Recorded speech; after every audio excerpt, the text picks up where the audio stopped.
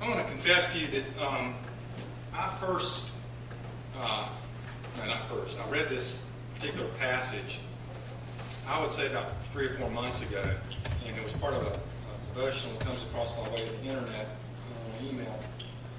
And I know that I'm sure that I'd read that passage before, but obviously, it didn't stick with me at all. But this time, when I was reading it for my devotion, it was like the words just leaked off the page. It's just, I may be the only one that was affected, or will be affected by this passage today, but it had a profound effect on me. One of the things I think that we need to admit up front, this is a very personal and painful confession. And I think that just in and of itself is pretty remarkable, because we live in a time now that I would say we have a lot of unbalanced confessing going on. On the one hand, when you see celebrities or elected officials caught in wrongdoing, one of the first things they confess is their denial, right? And then in a few days or a few weeks, depending on how fast the media can unravel the story and get down to the real facts of it, they will finally be forced to make a confession of admittance when there's no other route available to them. And then on the other end of this, we have sort of this over-confession of the absurd on social media, where people will confess almost anything. I mean, sometimes I cannot hardly believe what some of us post. Shocking, to say the least. Which to me makes this confession all the more remarkable. Remarkable for its authenticity and remarkable for its balance in what takes place through it. To me, it serves as a warning sign for any of us who come to the end of our lives, and we look back over it, and all we can see is a lifetime of regrets.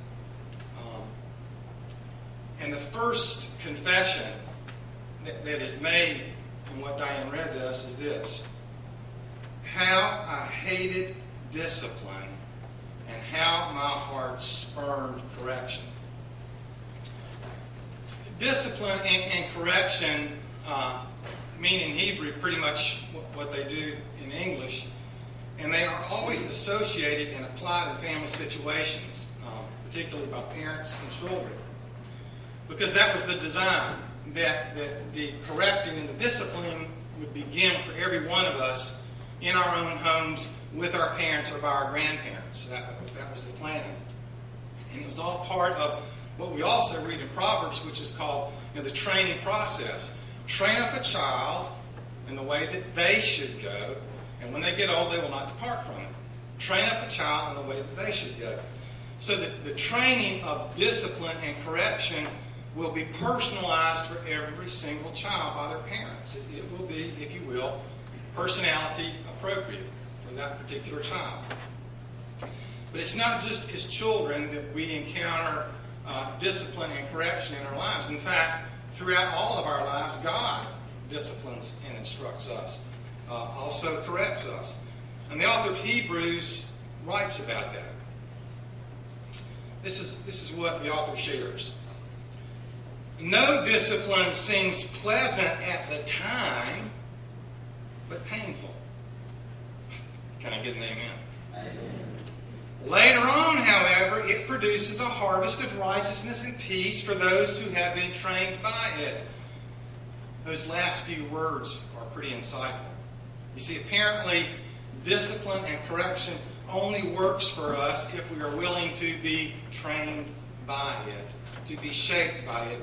And if we reject the training process, then all we're really left with is the unpleasant experience of the discipline and the correction itself, which can turn your hearts pretty hard. Which is exactly what we see in this confession.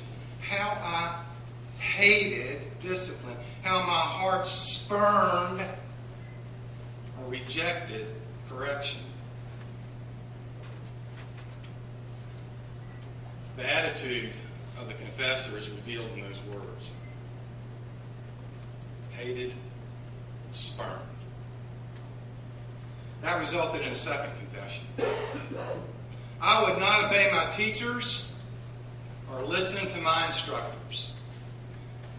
For starters, we've got to realize we're not talking about a public school situation here. They didn't have public school in ancient Hebrew, in ancient Israel. What they did have was instruction in the family for all of their children. By the immediate family and by the extended family.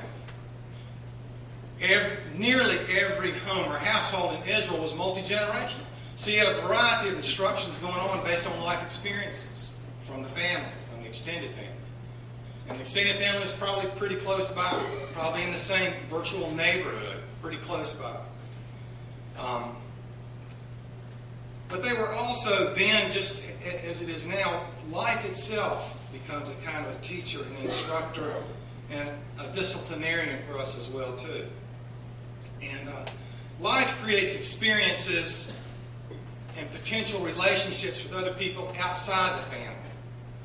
And so we end up meeting people who have influence, and they have this ability to persuade us and to mold us for better or for worse. There's an old saying, show me your friends, and I will show you your future. It's amazing, isn't it, what rubs off on us through our associations? Or as my mom used to say back in the day, lay down with dogs, wake up with fleas.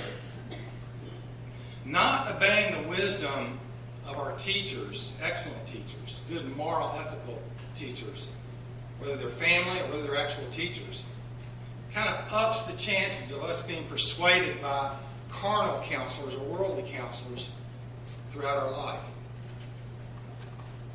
The influences that can shape us cannot be overstated.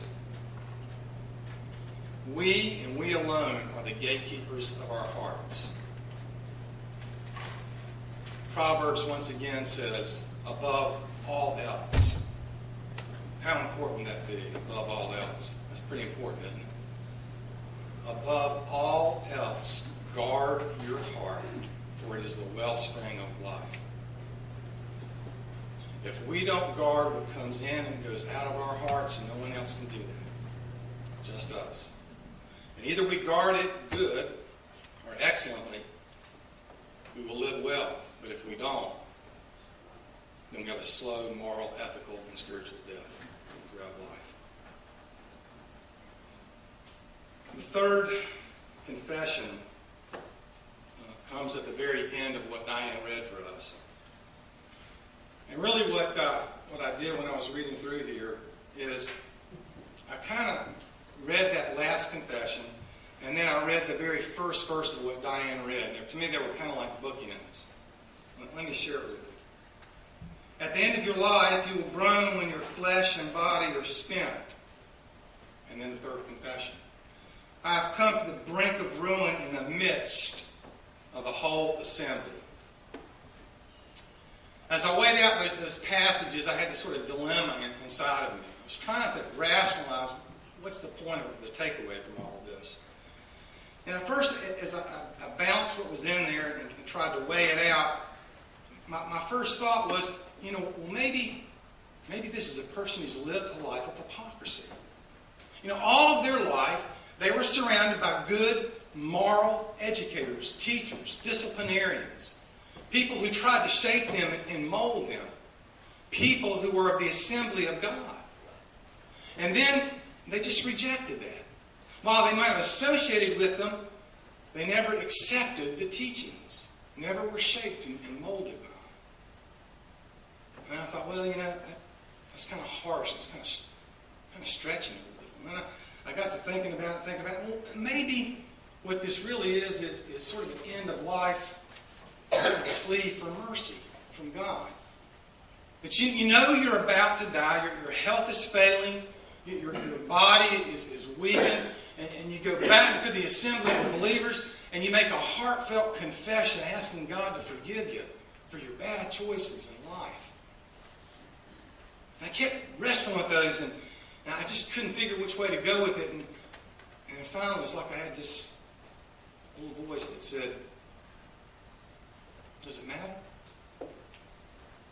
I mean, if you think about it, it's so inverted what we accept and reject in life, isn't it? I mean, we have no problem accepting financial strategies when it comes to making investments from financial advisors. We don't mind getting coaching tips about how to remodel our house from the DIY channel.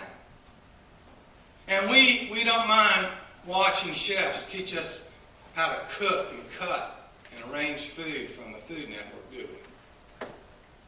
But you know, when somebody comes to us and tries to take a biblical approach of sound, moral, ethical teaching and help us to become better because of it, we kind of draw the line, don't we, about what we're willing to accept and what we're willing to reject. And why do we do that? Because it contrasts with the advice that we've received from other people throughout our lives, morally, ethically, and spiritually. You see, accepting discipline and correction at any age is hard. Why? Because we have to come face to face with a very real possibility that maybe we were wrong. But the reality for every one of us in here, no matter what age we are, young, middle-aged, or old, eventually time will run out for all of us. And then it just might be too late to either ask for forgiveness or admit that we were wrong. I'd like to leave you with a quote from a man by the name of George Mueller. You ever heard of him? Anybody heard of George Mueller? Anybody in here? Interesting. George Mueller was a German evangelist, and he kept an orphanage in England.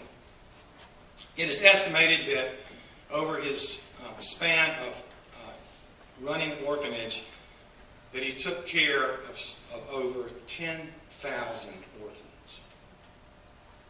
Pretty amazing, huh? He says this. Listen carefully. The vigor of our spiritual life will be in direct proportion to the place held by the Bible in our life and thoughts. The vigor of our spiritual life will be in direct proportion to the place held by the Bible in our life and thoughts.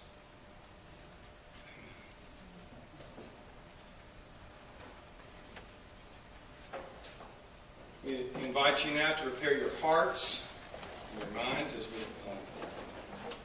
enter into the sacrament of Holy Communion.